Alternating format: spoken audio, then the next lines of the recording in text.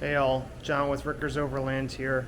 I'll be going over some of the installation process on the new washer fluid reservoir from Six Monkeys on my 2014 Jeep Grand Cherokee.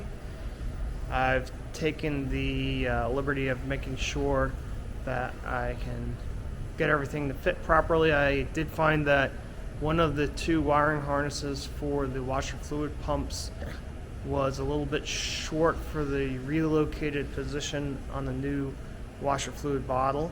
I'm going to pass that along to Daniel at Six Monkeys and see if we can either get maybe a jumper harness or relocate the position of that pump. I'll show you what's going on with that here in one sec. Alright, for installation, obviously you're going to have to remove the original bottle. You're probably going to also need to remove, if you got the Hemi at least, your Hemi cover. And then there's a couple of 8mm bolts that hold the intake in place. You're going to need to release this clamp right here and this bolt.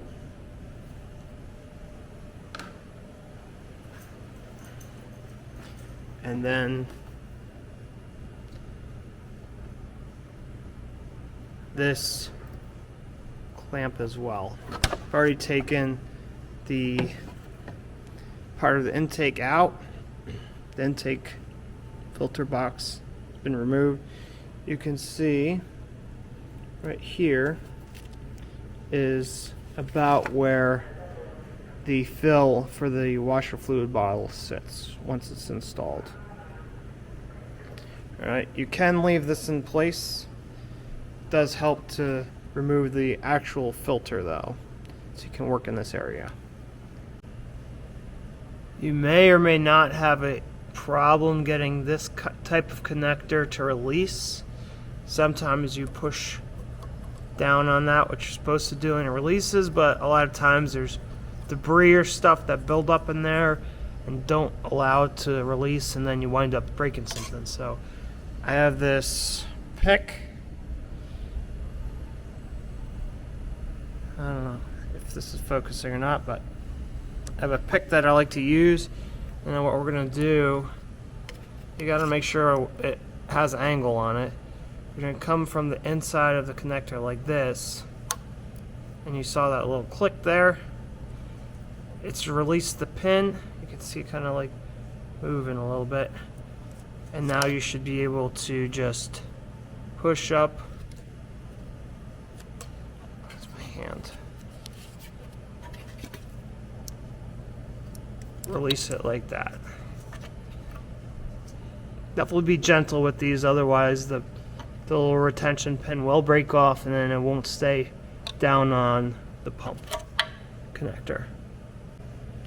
Alright, so I've got the reservoir somewhat in position. You see there's two mounting bracket holes, one here, one here. The higher of the two isn't aligned, so this is going to move up. I don't know if you can really see that too well, but the whole reservoir is going to move up a little bit to that second position.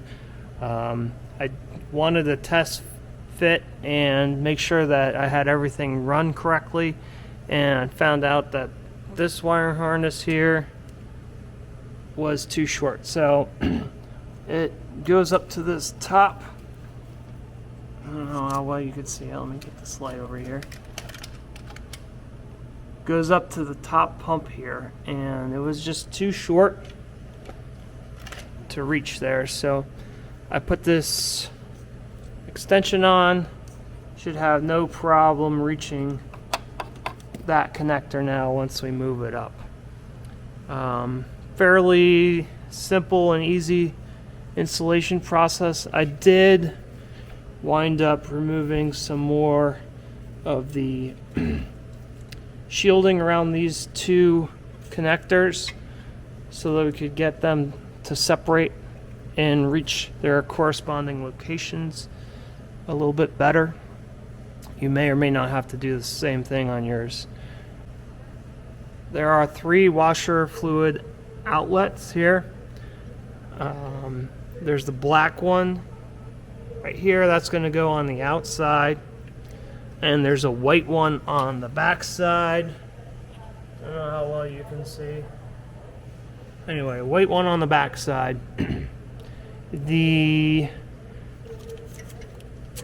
other one right here is for the front washers. Just make sure that's not kinked so we can have a good flow there. And yeah, so I'm going to take this out and we'll see how it all looks when it's taken apart and then when it goes back together. Alright, you can see the washer fluid bottle has been correctly installed and is loosely in place. You're going to have 2 13mm bolts that hold it in place. I would recommend just making sure that when you're going to tighten it, that you support it nice and straight like that, and then either do it by hand, or if you're like me, we're just going to use a low-powered 3/8 cordless power tool here to install it. So here we go. Let's stick it in and now push this up, get the angle I want, like that, and we're going to tighten it up.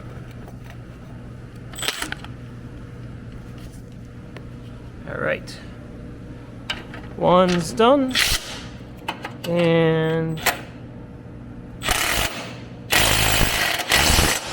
2.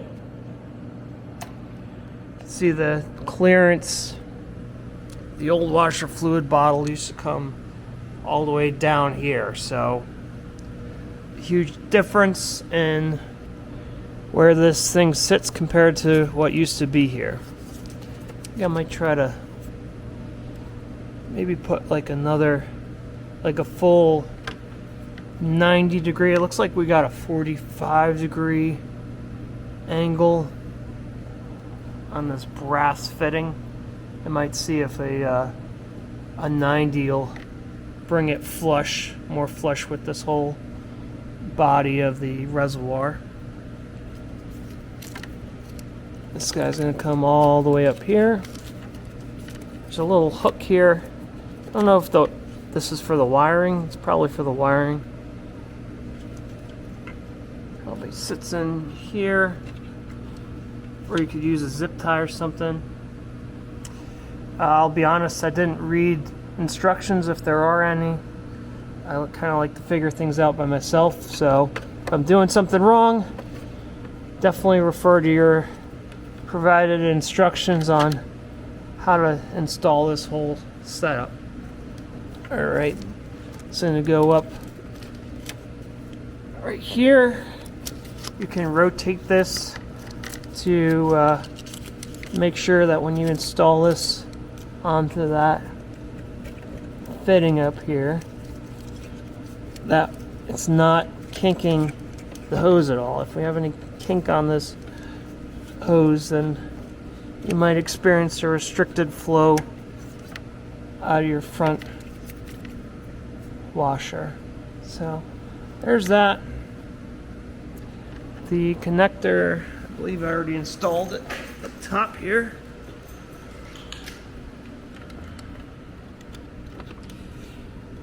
Yeah, so you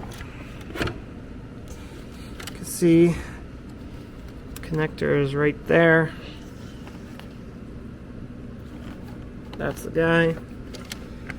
And then this is actually right here is the fitting to your headlight assembly for the washer fluid.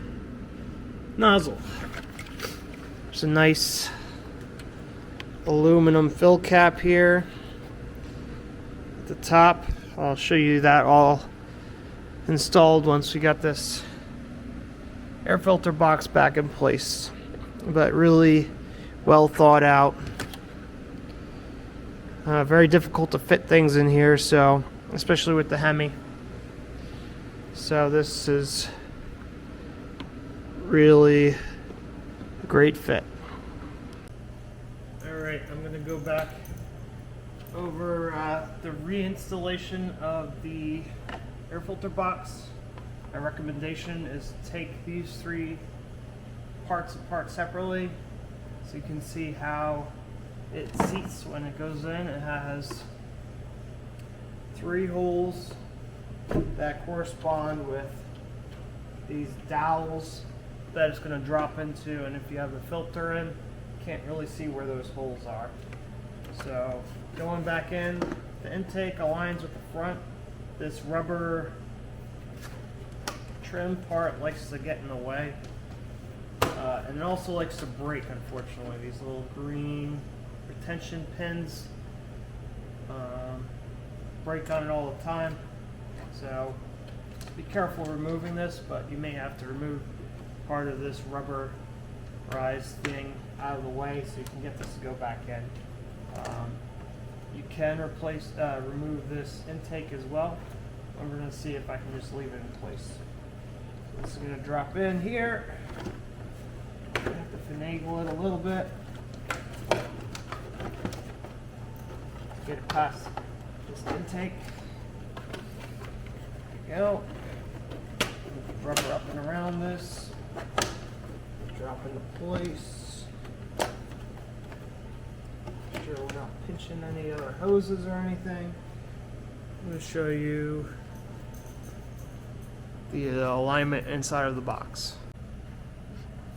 Alright, so this is inside of the box. You're going to see 1, 2 metal pins that line up with those rubber washers, and then there's an additional plastic pin right there that lines up with that. You're just going to push down on it until it seats. Make sure they all seat correctly. You're going to push down.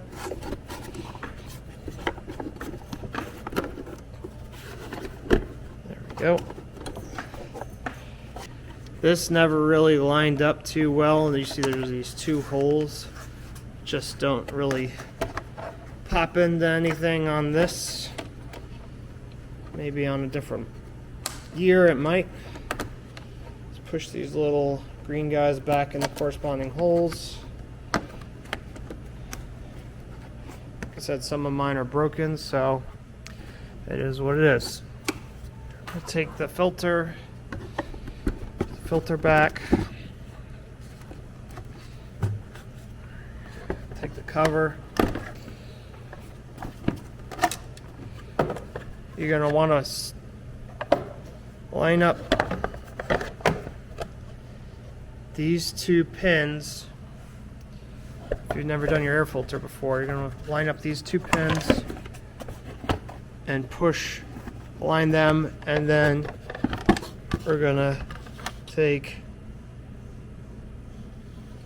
these 2 metal clips once it's fully seated and clip it back onto the top. One of mine's broken over here, so I only have one, but it works. Alright, gonna tighten up the 3 8mm things that hold the intake in place. There's the bolt.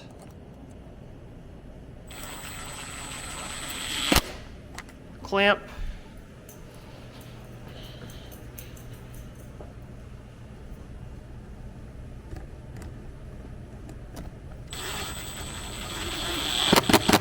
And clamp. Don't force it to go down too tight. And when you put this back on, just make sure that that lines up with these 2 corresponding notches. Finished product. Pan down here. Finished product right here. The fill is nice and accessible.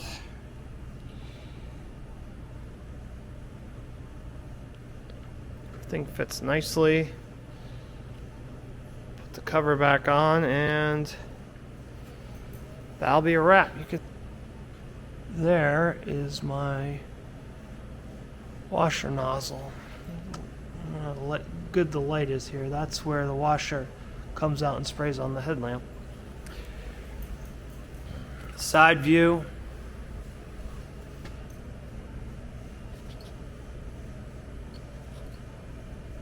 Side view here.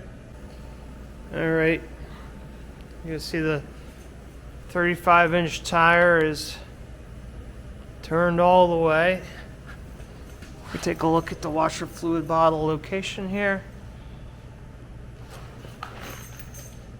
Full turn.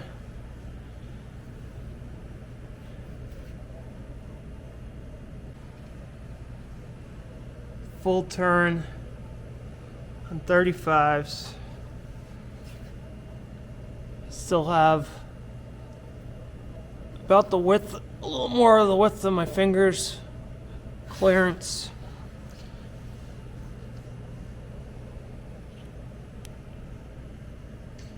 From the bottle.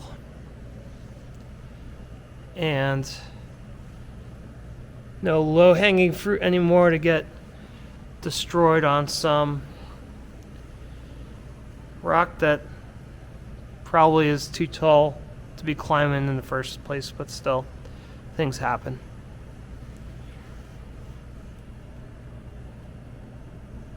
Six Monkeys, thanks again. Six Monkeys, thanks again.